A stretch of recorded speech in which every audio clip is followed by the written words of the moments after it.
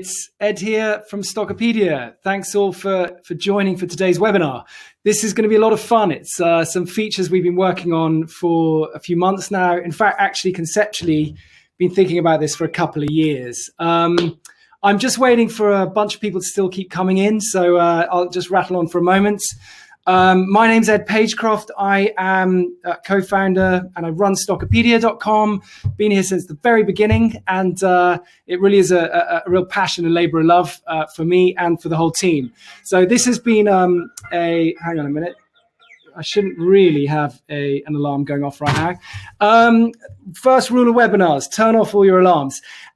So anyway, thanks for joining. We've got lots of people in now. I'm going to crack straight on. You don't want to watch me too much. So let me share my screen and tell you all about what we're going to do. If you've been on the site today, you might have noticed some changes, very subtle, small changes. They will become very clear if you haven't spotted them.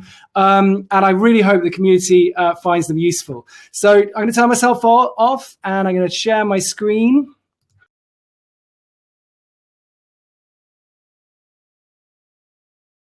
Promoting this as a risk and return webinar. And I really want to talk about taking things beyond the stock rank. I hope everyone can hear me very, very clearly. Good stuff. I think you can. Right. This is all about a couple of new feature releases. No stream yet. Some people are saying there's no stream. Let me have a little look. If you can't hear me, please let me know. If you can hear me, please let me know, because then it's not my problem. Can you hear me? If you chat in the chat box and tell me you can hear me, that would be great. Okay. A lot of people saying they can't hear anything. Ed's face, no sound. Well, that was a little while ago. I've got the screen share on. Everybody's saying no transmission or sound. This is not ideal.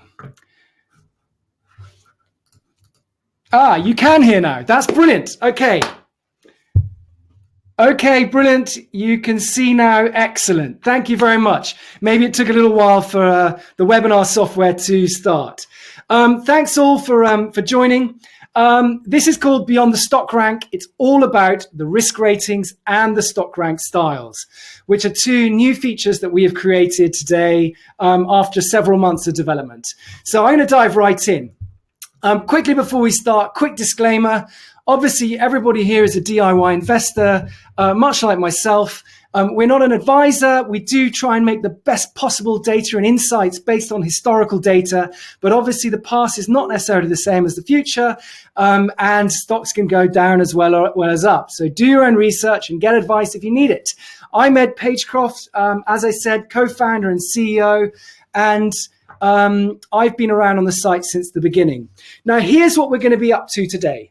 First of all, I want to talk a little bit about the stock rank. I know there are a lot of people who have been using the site for many years, and there's many people who have only been using the site for the last 6 months or last year. So many people might not be so familiar with some of the things that we do. So once we've done that, we're gonna quickly talk about some of the things that keep me up at night about the stock rank. What is new? The risk and style classifications, and I'm going to whip through some of these features. Then I'm going to go into a bit more depth about this new risk rating and also about the StockRank Styles. Long-time subscribers will know that the StockRank Styles have been a concept on the site for the last couple of years, but now we've actually turned them into a feature, which I'm very excited about. Okay, it's the risk, and then once we finish that, I want to show you what the best risk and style combinations have been since the beginning. And then we're going to have some time for Q&A. So let me go full screen and take it a little bit more. So why the stock rank keeps me up at night? Well, firstly, what is the stock rank? Well, the stock rank really, if you don't know already, is up in the top right of all stock reports, and we define certain clear basic indicators called the quality rank, the value rank, and the momentum rank, as well as an overall stock rank. These are all based on these three proven historical drivers of return in the stock market. Value investing tends to work, momentum investing tends to work, and they all come together into an overall stock rank. Now, these ranks all rank between 0 as worst to 100 best. And at the bottom, you can see that the lowest stock ranks tend to be expensive, weak, junk shares. So low quality, expensive, and have weak momentum. But as the rating rises, you tend to find they become higher quality, better value, better momentum shares. So they become what I would classify as good, cheap, strong shares. So 100 is best and 0 is worst. Now, there will always be 10% of stocks above a ranking of 90 and 10% below a ranking of 0. Sorry, I don't want to teach grannies to suck eggs. Everybody tends to know this like the back of their hands. This is all based on decades of academic research into what drivers work in stock markets. And since we launched the StockRanks back in 2013, we've had this stunning ride. It's not all been plain sailing, but it's been quite remarkable, and it's way exceeded my own expectations. And we've been tracking the performance live all through this period, and our subscribers have been using these some have been using them more or less as part of their own investment systems. So, and as you can see here, this top line actually is the performance of the 90 to 100 ranked set of shares above a 10 million market cap. And we can see they've absolutely outperformed the market, returning more than 100% over this time period, which we're obviously immensely pleased with, very proud of.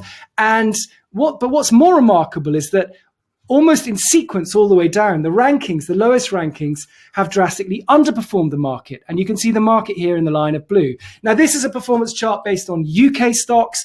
We have the most history on UK stocks, but we've seen a very similar performance around global markets, each to varying degrees. So I think we can see there's been some great success there. And one of the things I'm particularly proud of is how so many subscribers have been doing so well using the StockRanks. I actually published this blog, which you can find at this link, when we went through that 100% mark. And I was asking how people have been doing using the StockRanks part of their system. And many subscribers have been, telling us privately and publicly on the discussion board, like in these comments, about how some of the work we've been doing has been having actual real life-changing results for people. So I'm, really pleased to hear it. Everyone on this call is a subscriber, and I think, I'm not saying, I just want to say this, reinforces to the community that, you guys have been doing fantastically well, and it really means a lot to us to hear your stories, and it means a lot to us. It really motivates us to keep going. So please do share them with others as well, and do talk about it on the forums. But because of this success of the StockRank, I get a bit worried, okay? And I've been really sort of worrying. I actually am half Scottish, born in Dundee. And so I like to think about risk. And so, I've been kind of worrying about what can go wrong here, because it's been a really positive ride. And some of the things that worry me about the way some subscribers are using the ranks is you see more and more sort of herding around that stock rank number, people using it as a proxy for, this stock's going to be successful because it has a high stock rank. People can often be very blind to stock-specific risk and volatility. And right now, in the middle of 2017, we've seen a huge swing in more speculative parts of the market. And I think this is why it's a really great time for us to be releasing this risk rating. I think also people ignore more subtle combinations of the quality, value, and momentum ranks. They almost ignore them and they look at that main number, which I think could be a mistake. And I think people often are selling winners too soon on stock rank declines, not diversifying adequately, etc. So I want to address these in the rest of this webinar. And so really, this is what has motivated us to do the work to actually bring out these new classification system. So look, right at the top of stock reports, you will find this little sentence underneath the quote and the ticker symbol, which has 3 phrases in it.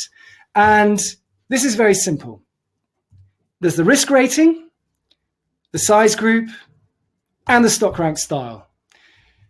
Risk rating, size group, StockRank style. Get it? And altogether, it makes what I call the classification phrase. And you can read it. Tesla is an adventurous large cap momentum trap. Okay, it's an opinionated take on a stock. It's not discretionary. It's not qualitative. It's entirely driven by the data. And I want to show you how we put this together. So zooming in on the risk rating, this is a 5-level classification based on every stock's annualized volatility of its share price. We make various adjustments that I will talk a little bit about later. But in essence, in a nutshell, you have 5 ratings from conservative, balanced, adventurous, speculative, and highly speculative. And they go from low risk up to high risk. Risk here is defined as upside and downside risk rather than what value investors might think of as the pure risk of capital loss. But we're talking about risk more in terms of both upside and downside potential. And really the best proxy for this, and I know this will annoy certain value investors who believe risk is a different concept, but in quantitative finance, it's generally perceived to be the possibility of upside and downside risk, and volatility is still the best proxy for it. So that's the risk rating.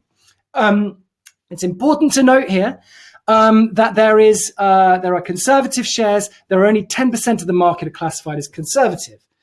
15% classified as balanced, 20% adventurous, 25% speculative, and a mighty, almost a third of the market, 30% of the market are highly speculative. And these all, as you can see, go through varying volatility bands. I'm going to talk about this a little bit more detail later, but you can get a sense of it here. That's your nutshell take on the risk rating. And I'm going to show you the performance of all of these segments in the later section when I dive deeper into this, which is quite remarkable and not what you might expect. Next up is the size group. Now, this isn't rocket science. This is simply classifying a share as a microcap, small cap, mid cap, or large cap. It's based on the market capitalization, which is the value of the shares listed on the market. Total shares times the share price. Now, obviously, large caps are generally in the billions, mid caps, hundreds of millions to the low billions, small caps, 50 million to 350 million, and micro caps, less than a 50 million market cap. Generally, these map quite well to various indices, such as the FTSE 100, 250, and small cap index. If you're in Australia, you'll be more familiar with the ASX 50 as the large cap index. And these classifications do map quite well to these kind of indices. So moving swiftly on the StockRank styles. Again, I've got a big section on this. I'm going to talk about the performance of various styles and how they're constructed, because it's very important to understand. We have 4 winning styles and 4 losing styles and 1 unclassified style. Now, the 4 winning styles have historically tended to outperform. The losing styles have tended to underperform. But each of these different classifications is based on a different combination of the 3 basic stock ranks, depending on whether, and I will show you how these combinations work, but it's fully automated. So a momentum trap, for example, has high momentum, but low quality and low value. So that's why Tesla gets this ranking. Now, the really cool thing about this, and I have to admit, I am like I do get quite excited about things like this. I do enjoy, I think investing is a very serious thing, but I also like to make it as fun as possible.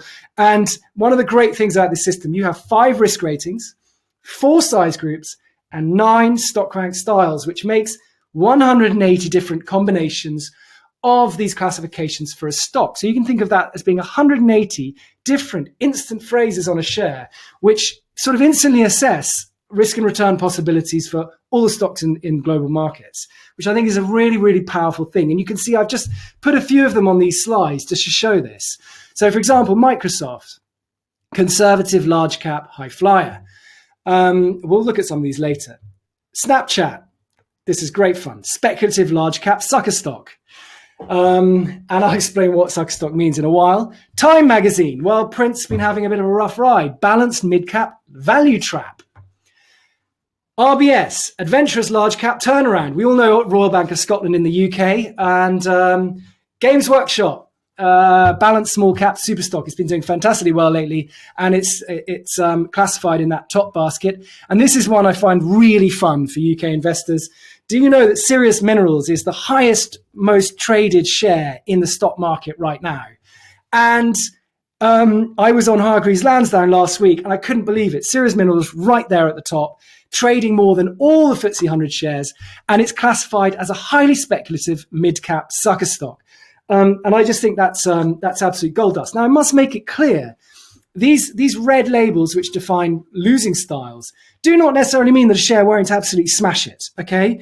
In each of these baskets, you can have certain stocks that do fantastically well. Serious Minerals might well shoot to the moon. I don't know. Maybe everybody's right about it.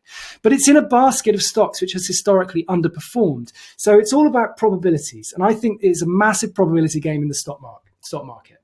Anyway, let's crack on because I'm going to show you more in a moment. But I want to go deeper now into, we've had about 15 minutes, and I'm going to go deeper for 10 minutes or so into the risk rating.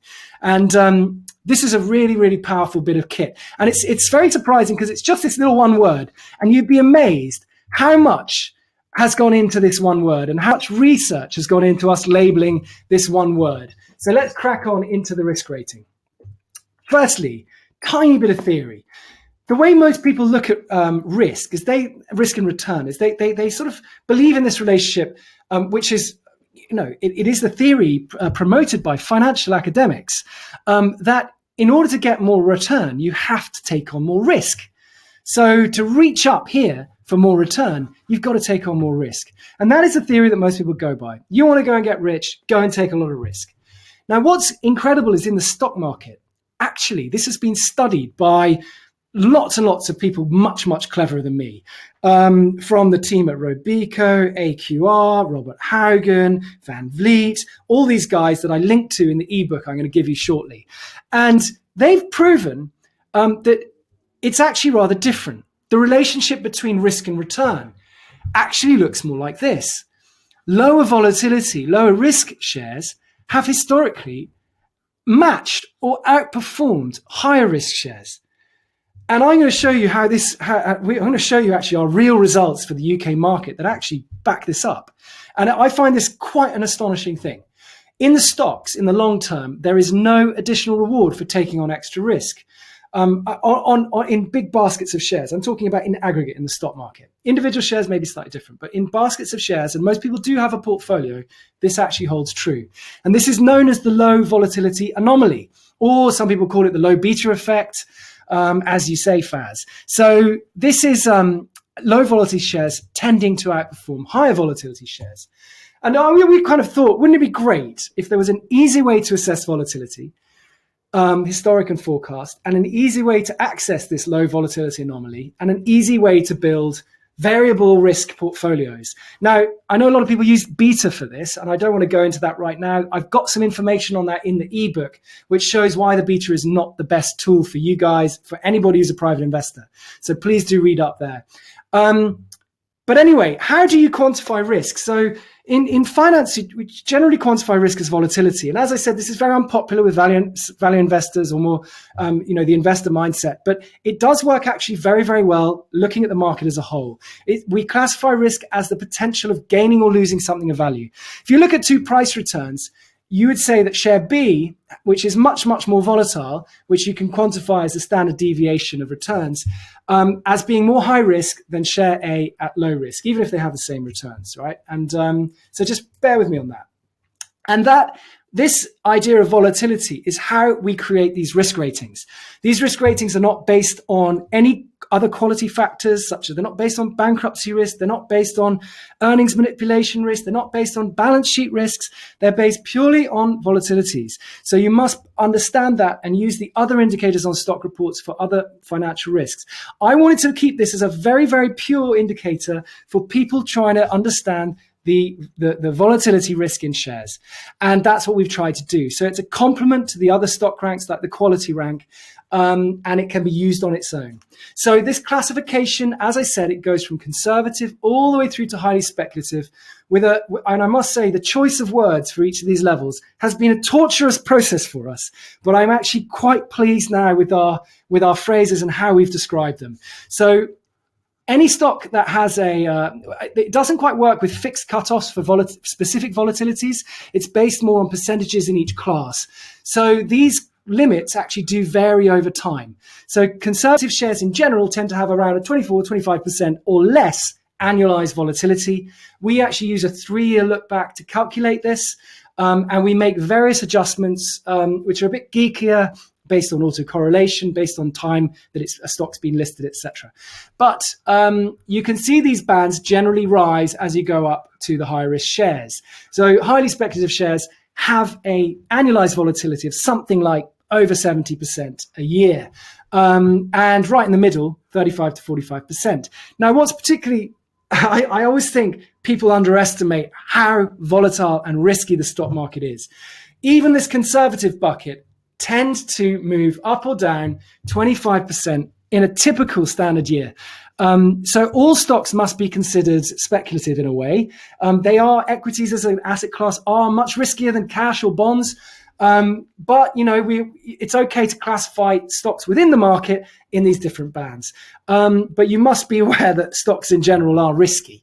So you can go and read up in the guide that I'll give you in a moment about these in more detail. But these are the bands. Please try and memorize the words. Now, this is the market segment in each risk rating.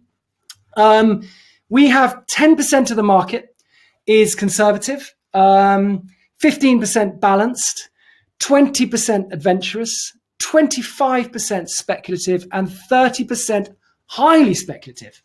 Now, a lot of you might be thinking, come on, Ed, why haven't you put a fifth in every segment? There's 5 segments. Why aren't you putting 20% in each? Well, that becomes much, much more clear when you look at the distribution across the whole market. What we found is that these speculative shares are highly skewed towards micro caps. So this chart looks at the risk ratings across each different size group: micro cap, small cap, mid cap, and large cap. Highly speculative in red, conservative in green. And you can see in micro caps, which are 50 million or lower, a huge number of highly speculative or speculative securities. And as you go up the size groups, you find a much, much smaller proportion of highly speculative shares. Obviously, larger stocks tend to be more liquid. They tend to be steadier, higher quality companies, and you get less of the speculative securities. But you can still find enough shares in every single segment of the market to build risk diversified portfolios. And I think this is another key, is that the mid and large caps have a higher proportion of lower risk shares. So, worth bearing in mind. But look, in terms of the numbers, you've actually got, just as many conservative and balanced shares in these small and micro cap buckets as you do in the large and mid cap buckets. So it's just as a proportion of the total, they're larger amongst larger caps. Now, what about looking at the risk rating against the stock rank? Here we have it. Stock rank going in quintile buckets from 0 to 20, 20 to 40, 40 to 60, all the way up to 80 to 100. So the top ranking set of shares. And this is the number of stocks in each risk rating set. Again, you can see that low ranking shares are a much, much higher proportion of high risk shares. And it almost is, this red bucket is almost an exponential series. And similarly with speculative, but then you also start seeing a higher proportion again of more conservative and balanced shares amongst the higher ranking stocks. And I think what's interesting here in the very highest set is you've got the lowest proportion of highly speculative shares, but you do have a bundle more of these adventurous stocks in the 80 to 100 bracket. So, I think this is really, really useful. And this is, especially when you start thinking about this, when we go to look at the StockRank portal and we start filtering the market to find different buckets of shares, which I'll show you at the end of this session. Now, this really is this is quite remarkable because this backs up the academic research. So I wanted to say, I should have said at the beginning, actually, really wanted to say thanks, especially to Tom Firth and to Vishal Mulmati, who have worked so hard on the data and getting these systems live, because there's actually a huge amount of that goes on in the background here. And there's been a massive design process in thinking about how we put these things together. But Tom's put together these performance charts for me, which have been tracking these buckets since 2013 when we launched the StockRanks. So this shows you the risk rating, 5 risk rating buckets, and the performance of them over this time period in annually rebalanced portfolios. And as you can see, amazingly, conservative shares have outperformed balanced, adventurous, speculative, and highly speculative, almost in that exact inverse sequence to what you would expect. If everyone thinks that you've got to take higher risk for higher returns in the market, well, this chart really proves that you don't. Lower volatility shares have indeed significantly outperformed their speculative brethren. And this, I hope, gives some confidence in the risk ratings. Now, but of course, instant thing and the instant reaction to a slide like this is to go, great, I'll just buy conservative shares. And that kind of, to be honest, in the long term might not be a bad strategy. But what would you feel like if you'd bought there? Beginning of 2016, and you'd built a portfolio, and I know a lot of people came and a lot of people became subscribers. We tend to find a lot of subscribers at the beginning of the year. How would you feel if you put together a conservative portfolio at the beginning of last year? Well, let's just look at this performance section here, between here and here, and zoom in. It actually almost completely inverses. So what we've really had in the last year, and I know we had Brexit in the middle, and we had some shocks to the system. Trump became president, but we've seen this really strong rally in global stock markets. And what's happened is that in environments like this, risk appetites increase. Investors start reaching for risk, and it's known as a risk-on environment. And in a risk-on environment, this low volatility sort of effect almost inverses. So you find highly speculative and speculative shares starting to dramatically outperform. So quite remarkable. And you can see here the conservative, lower volatility shares have underperformed. And I think this is quite a unique insight, and this will help people when they're thinking about using these risk ratings to actually structure portfolios possibly for different market environments. Now, I know amongst our subscribers, we have there's a lot of discussion. In fact, most of the discussion on the site tends to be amongst more speculative, more adventurous, even highly speculative shares amongst small caps. And a lot of people have gone like gangbusters over the last 12 months. I mean, I know Paul Scott, I think Paul's on this call, has had an enormous year last year, returning something like 400%, which was quite amazing. And in this risk-on period, if you were in the right kinds of shares and in those more speculative parts, you probably did fantastically well. But I wanted to switch back to this chart to think about what happens in risk-off environments. So if you look at the period between here and here, you can see that the more speculative sides of the market did quite a lot worse. And the conservative side did a lot better.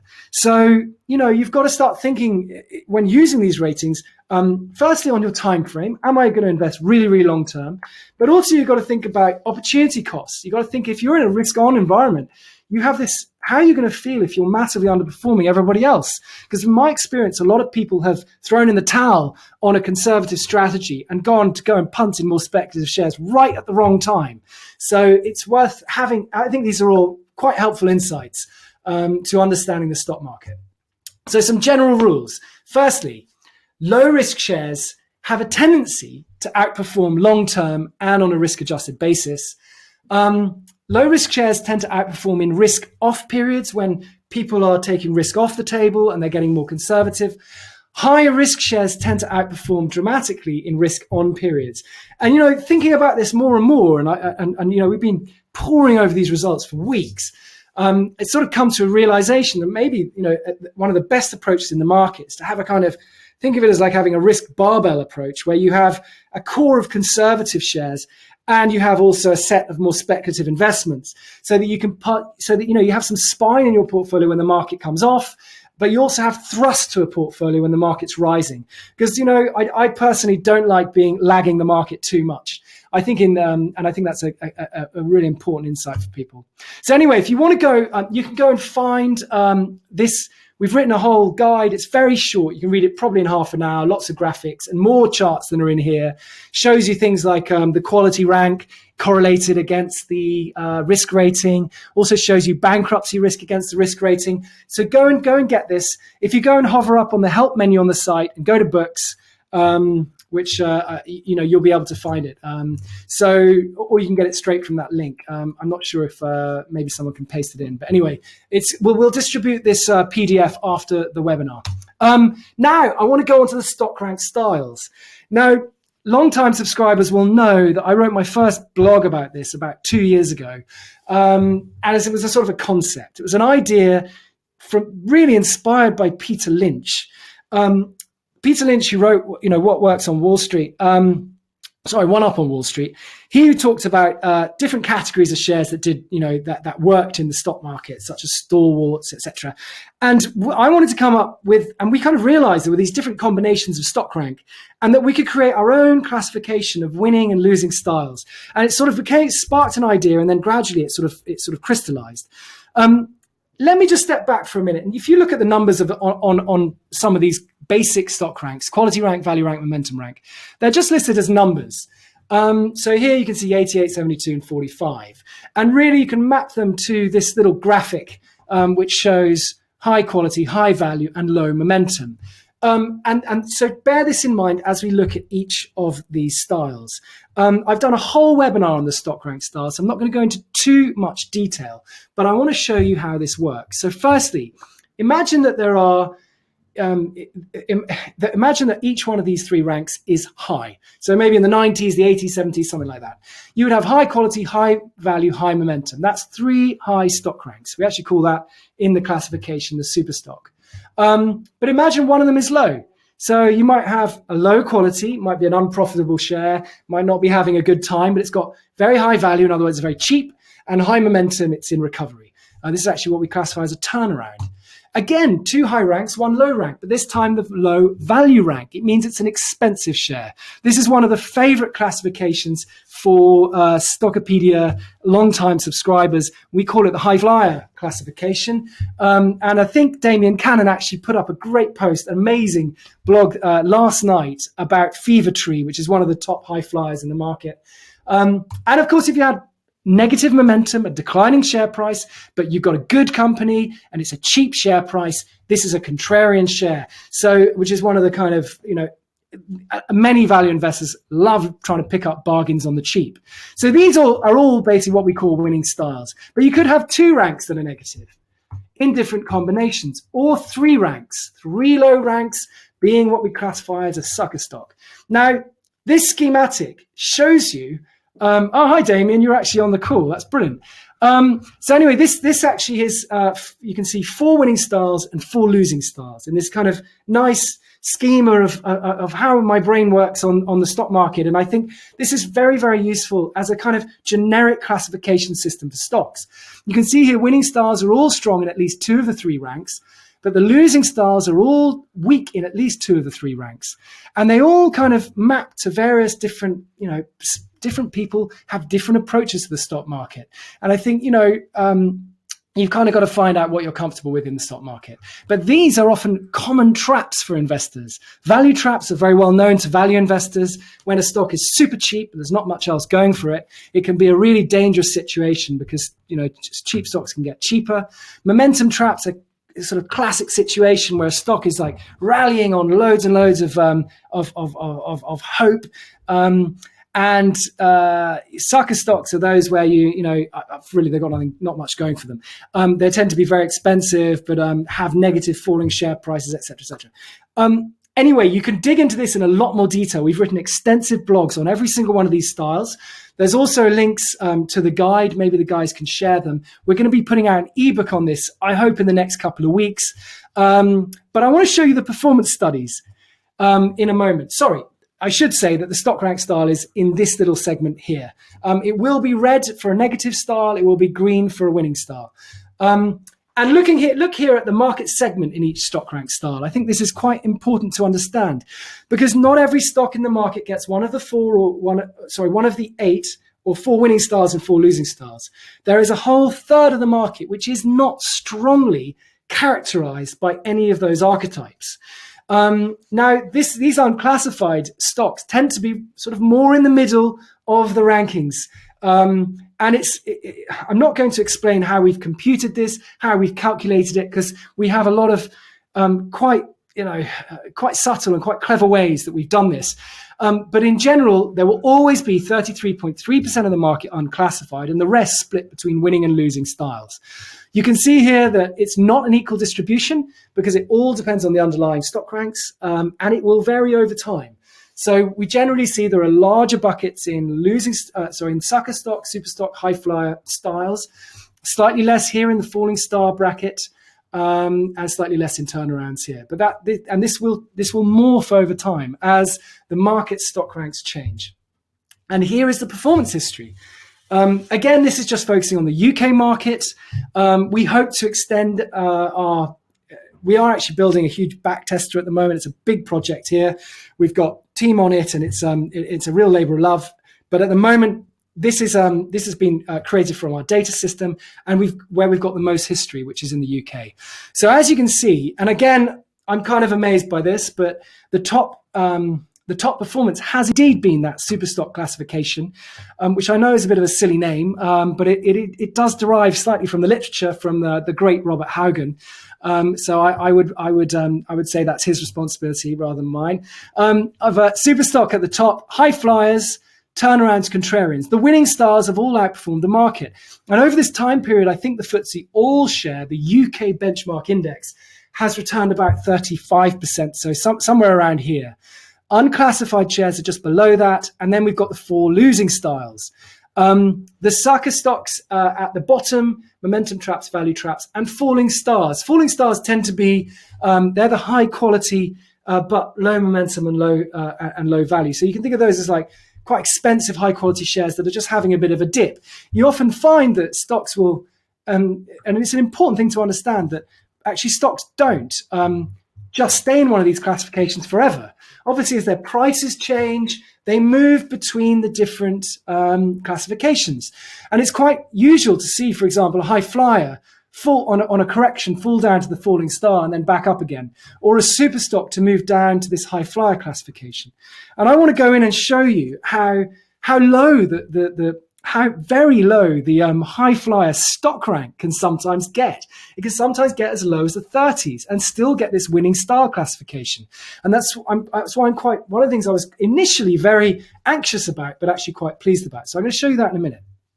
Anyway, you can get this guide. It's a little bit outdated now, and it's we're going to be updating this in the next week or so, but you can download it at that link. It should be clickable if we can give you this PDF. If any guys are listening on the team, if you can share that PDF, it would be really helpful. But it's got some nice brief summaries on each of these. You'll also find it in the guide, the online guide we have in StockRanks Advanced. So please do have a read about that. I bring this slide out now and then, but think about what types of investing style best fit your own psychology. A lot of people are very uncomfortable owning momentum shares. Some people don't like buying contrarian shares. You know, sometimes it's best to try and think about finding a style of investing that suits you, or also a few different styles. And I hope that these actually can help. Now, this is the grand finale. Well, actually, it's not the grand finale because I'm going to show you where you can find all these shares very shortly. And I'm going to show you the features on the site because we've got some really cool new features to share. So look, firstly, I know all subscribers will be thinking, what are the best risk rating and stock rank style combinations? Now, you would imagine seeing that conservative has been the best bucket and super stock has been the best bucket, that naturally conservative super stock should have done the best. Well, they have, but not in the way you think. This is well, it's not mine. Again, Tom put this together, but this shows you all the combinations of winning styles and risk ratings. And it's color coded for each style. So you can quickly scan and see. So for example, green ones are super stocks. Right at the top here, you see conservative super stock. So the low risk, good value, strong momentum, good quality shares. And I've ordered this in terms of what's called risk-adjusted return, so the Sharpe ratio. And this is only since 2013, so it's not a really long time, a history. But you can see here an annualized return for this style, which has a lot of shares in it, 13% a year at an annualized risk of only 6.63%, which is very low. So what happens is, although this is not the highest return, if you scan this list up and down, you'll see what I mean. It had by far the lowest risk, which creates the highest risk-adjusted return.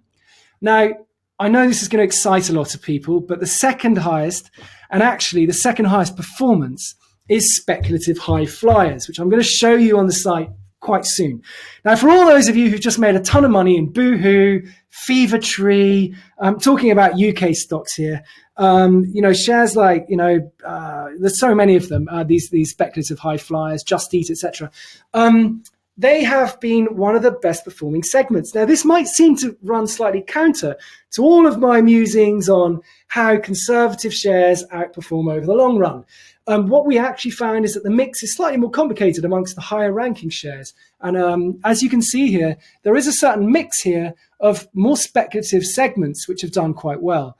The very, very highly speculative segments, there are some, the two bottom performers which have done really rather badly down here have not done so well. But it's more of an odd mix than you might expect. I wouldn't read too much into this, but I think one of the clear signs at the top is that super stocks and high flyers take the first 6 posts on this horse race. What is very important of note, highly speculative contrarian did 18.72% annualized, but an almost 18% annualized risk. And I can tell you the chart of those of this risk style combination is pretty hairy. So, any of these risks over 10%, you get quite nasty drawdowns. And anyway, this is all backward looking. I've put the FTSE All Shares Sharpe ratio in here as a line to show you that all of these actually did better on a risk adjusted basis than the FTSE. And I think that's quite interesting. There's 2 more slides here. This is the same thing, but just shown in a graphic. And this is the same thing, but ordered in descending annualized return with the green bars and the risk in the red bars. So it's a bit easier to visualize. Now, I was talking earlier about what happens when a super stock becomes a high flyer, because this is one of my favorite transitions. And, a lot of people would, if they own these sort of super stock classification, they find the price keeps on rising. The value rank is going to fall down, and it will become a high flyer. Now, because the stock rank can fall so much, a lot of people might be inclined to sell. But actually, because high flyers have been one of the best performing subsets in the market, it's actually one of my favorite transitions of the stock ranks. If you want to learn more about the transitions, go and have a look at the StockRank Styles webinar. It's actually in the guide. And I want to show you this in the site features. So let me just see if I can get out of this and go to the site.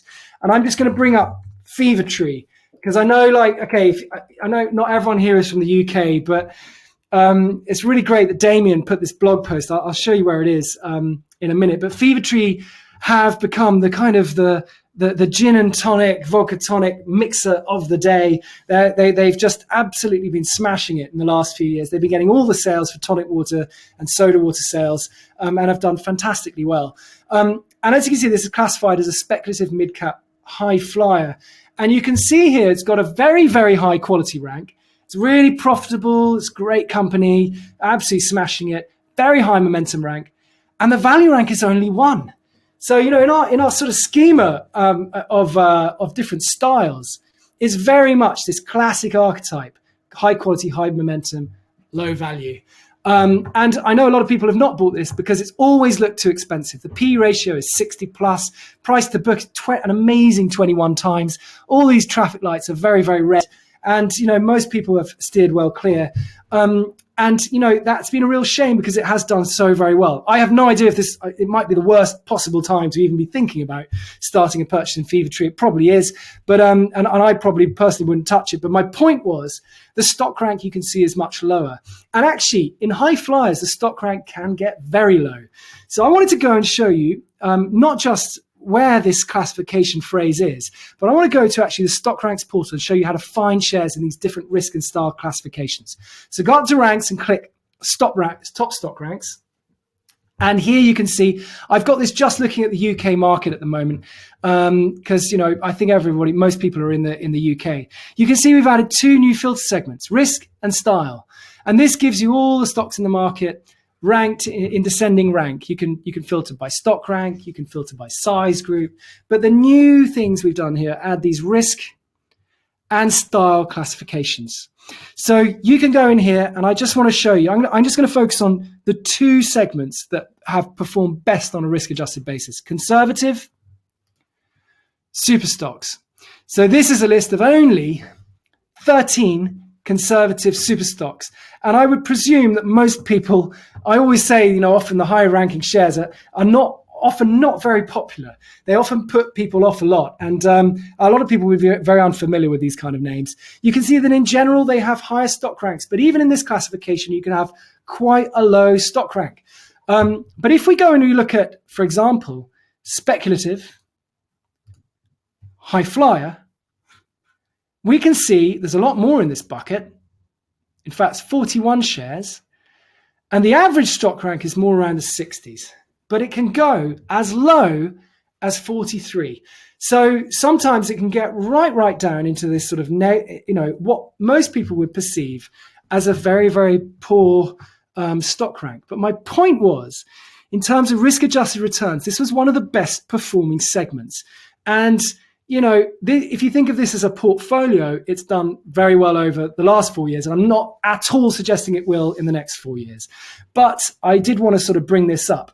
You can see here ASOS, which has been, it's been one of my favorite stocks for many, many years because it's a great company.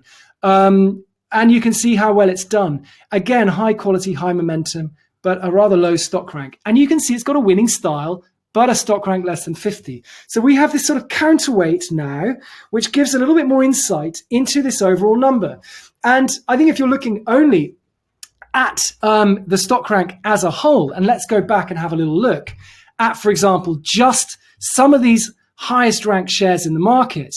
I don't know, if I can, I'm not sure which ones to go and have a look at, but obviously I can do it like this. If we were to go and click speculative, more speculative shares and look at some of these stocks, for example, go and look at Highland Gold Mining or Staffline, you can see at the top of these stock reports, previously people would look at this number and go, 98 stock rank, woohoo, I'm going to go and jump in. Or the same with Staffline. But now, with this speculative risk rating, you know a little bit more what you're dealing with.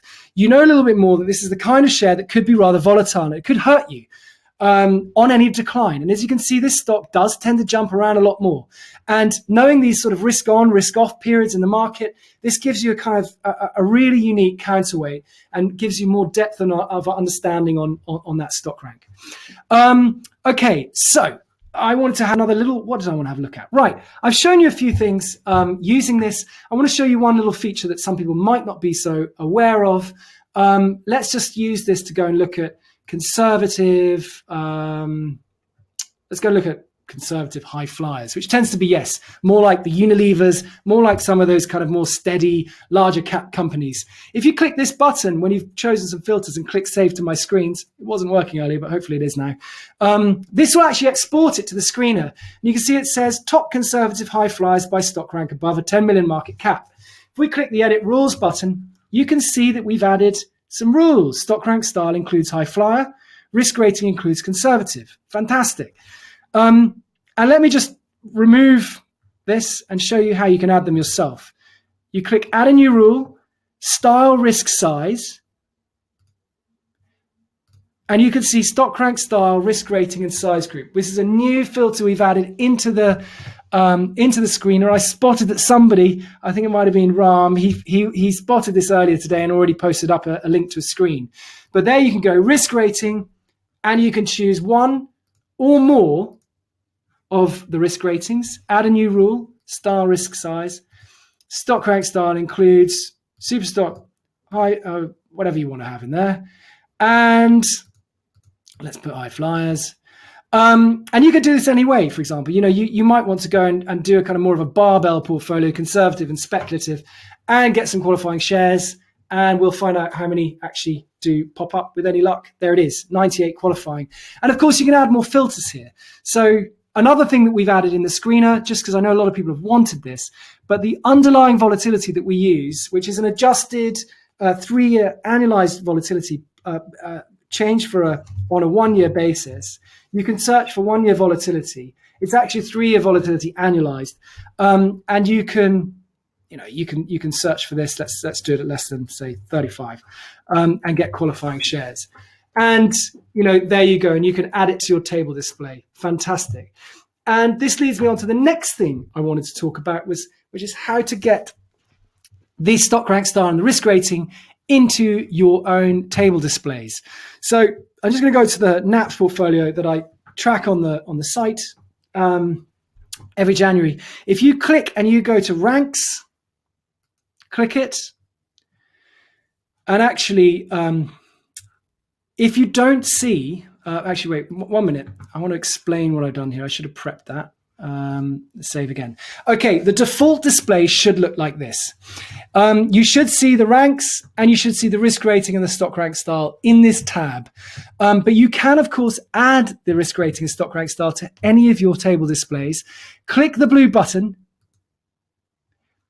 In this folder, this is the table editor. Open the profile. Go down and click risk rating and stock rank style. I've already got them in this table, obviously. And if you don't see them or you muck it up, let's say you muck it up, you can click this button, reset to default, and it will give you the default table, which we changed today to actually include these risk rating and stock rank style.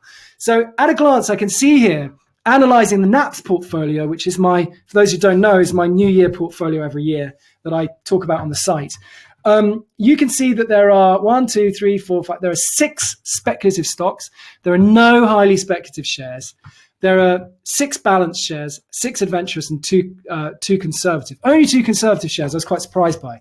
So there are 8 conservative or balanced, and then there are 12 adventurous to speculative.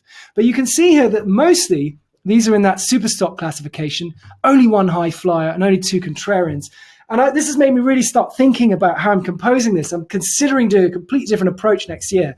What I've always done in the NAPS is choose stocks two from each of 10 sectors, which has worked really well. I mean, it's been a terrific success, and it's done very well. But I think you can see there are different approaches to building portfolios, which could be very interesting. You could choose different classifications of risk. You could choose different classifications of style and build a different form of diversification for a portfolio. I'm trying to think what I've left out here. I have covered most of the things I wanted to talk about, and it has almost been 50 minutes. So I think that's really it. I'm going to basically, I've just checked my list. And I think what I'm going to do now is I'm just going to throw it open to any questions anybody has. So yeah, I mean, I'm sorry, you guys have put so much chat in here. I haven't been able to focus on it, but if anyone has any questions, look, I would really appreciate if you could, anybody who's still here, there's still quite a lot of you, crikey, it's 478. If you could actually answer this poll, I've got 3 polls, so I've just loaded it. I'm starting a poll, and just if you can ask if you think these new risk ratings will impact your stock selection. That's terrific. I'm really chuffed about that. That's really nice to know. I'm actually personally really excited about it because, as much as I love numbers, and the stock ranks are a great number, for things like volatility, which are more open-ended and unbounded, it can be very hard to know where you are. And what we've found is that this risk rating is a brilliant sort of quick insight into what you're dealing with. Okay, brilliant. That's 91% said yes. I've got more polls. Let me go back. Okay, and let me just I wonder if I can take a screenshot of that. Probably not. I'm going to reset. Let me go. I don't know how to get my other polls up. I've got another poll. I want to go to this one. Do you think the StockRank Styles will be useful? Please try that one. Excellent. That's a pretty resounding yes as well. I'm absolutely thrilled about that too. So I know we are probably preaching to the converted sort of Stockopedia subscriber community, but it's, every time you put out a feature, you're never entirely sure how it's going to work out. So I'm really, really pleased to see the feedback here. Even more of you thinking the StockRank Styles will be more useful. Another thing I wanted to say about the StockRank Styles, as you browse the site, you will actually start seeing some shares which you expect to be in a certain style, but they fall as unclassified. And okay, no, Facebook is not one. That's a balanced large cap high flyer. Probably no surprises there. Again, high quality, high momentum. But I think if we were to look at something like Google, I haven't prepped this, so knowing me, I've probably not even going to find it. Nope, that's another high flyer. But if you browse the site, actually, well, I can obviously do it in the StockRank portal, which is the easy way. If I was to go and have a look at unclassified shares, and we look, for example, at, let's hope that's working. you can sometimes find some very high ranking shares which actually aren't classified. And you might be thinking, that's weird. Like, why is Carnival, when it's got a stock rank of 99, not classified? It's got style neutral. And you'll see this a lot. And the important thing to see is it doesn't mean that it's like not necessarily high ranked. It doesn't mean that it couldn't possibly be a great stock. It just means it doesn't actually naturally wrap to one of those archetypes as closely as our algorithm needs it to. So although this has high quality, high momentum, that value rank is a little bit high. It's just shifted out of that high flyer bucket. And it's sort of like on the margin. And if the quality rank was higher, it would be back in that high flyer bucket. So there is a little bit of, it's not exactly, the cutoffs are not always exactly 60, 60, 40, but you will be slightly surprised. So for example, this one being a high, not classified at a rank of 91, but then you might go and have a little look at, for example, a super stock, which, if we were to go and look at the lowest ranked super stocks, you might, I don't know what other filters I've got on here, but I'm not actually giving you the best. If I go all stocks and I go all risk. Okay, you can see here, for example, there are some quite a lot lower super stock ranked, super stock classified lower ranking shares. And that's because this actually maps more closely to that kind of archetype of high quality, high value, high momentum, even though the ranking's not as high. So just bear that in mind. Right, I'm just going to see if anyone's got any other questions. Thanks for the polls. I hope this new software has worked okay. Okay, thanks guys. Thanks Paul. Thanks Julian.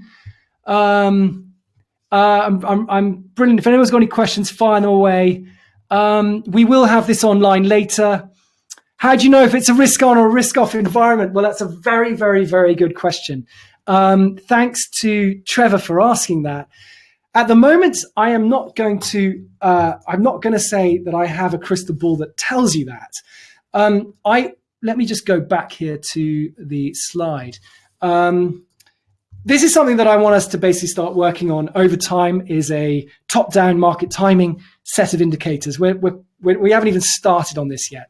But you could imagine that we could create moving average crossovers on some of these classifications because, like everything else, these big buckets of shares have a tendency to trend.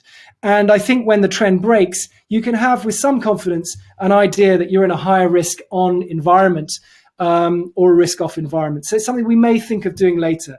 Someone's saying, don't do that. Okay. Let me see what other questions there are. Can you provide risk rating performance history for different markets since 2013? At the moment, no, Sachiv. We hope to in future, much like we've got the performance of the StockRanks up here, and we will be adding in new markets over time here. We will be adding in at some point, and I'm not going to promise it because it probably won't be this year, but I hope next year we will have a back tester that can actually give you a lot more insight into different risk ratings, different markets. I do think that it would be a very similar situation in different markets around the world. Let me have a little look. Is there a way of tracking transitions other than manually? I'm sorry, there isn't. Again, I know people are going to want alerts. People are probably going to want alerts when things move in and out of one category. Anyone on the dev team listening, that is another key thing that we should try and address. I'm glad you guys have preferred this webinar software. So do I, actually. It's much, much better. We're going to be sticking with it. And this is actually, I believe, converting on YouTube at the moment. So we hope that we will be able to do it. It's actually live streaming.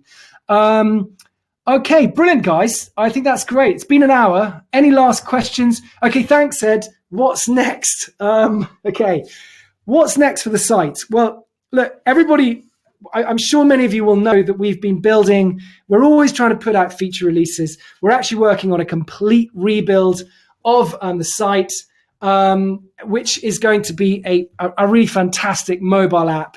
I can't promise the delivery date yet. We're hoping it's going to be later this year. But knowing tech projects, I can't put a date on it. So we're working incredibly hard on it. It's the main focus of the team. In the meantime, we're trying to push out some of these new improvements. We did the charts in March. We've just done this at the beginning of May. We're going to be thinking about more ways we can actually improve the stock reports and other features on the site. Probably the next thing you will see is some improvements to portfolio analytics. That's one of the things on the top of my list. And obviously, please keep voting on ideas.stockopedia.com, where you find all of the different suggestions from the community. Yes, the site will be mobile. Historic stock ranks would be great. I know, it's on my list. We've actually got the historic stock rank charts working in the new site. So there we go. When is Paul Scott launching a fund? Paul, do you want to answer that? I think he already did actually at some point. Okay, that's it really. Thanks a lot, guys. Amazing response today. I'm really, really pleased. So many of you were here today. Please do go and have a talk about it on the site. I actually put up a post. Oh, listen, one other thing. I was talking about Fevertree earlier. You can see that Damien wrote this amazing post earlier. There's already 10 comments on it, 109 viewing. So do have a good look at that, because I know Damien's actually here. That's a link to it. Fantastic blog post. Thanks. And if anybody does write, please do consider posting up on the site if you have your own blog. Also, if you want to talk about the risk ratings, this is my post I put up today. There's a link to it here. Bit of an announcement. Oh, and the other thing is up here. If you go over help, hover over the help menu, you'll see a little link to read our ebooks. And you'll find at the bottom here, the risk ratings guide. I mean, and you can download a copy for PDF, iBooks, Kindle, all there. The other thing is, also up at the top of the site, if we go back to the site, in the help menu, the very first link says read the guide. Click and read the guide. And this is a little bit hidden away, I know, and I've got to think about a better way to put it. But if you go product guide, StockRanks advanced, you'll find a bit more detail on the StockRank Styles and again, the risk ratings.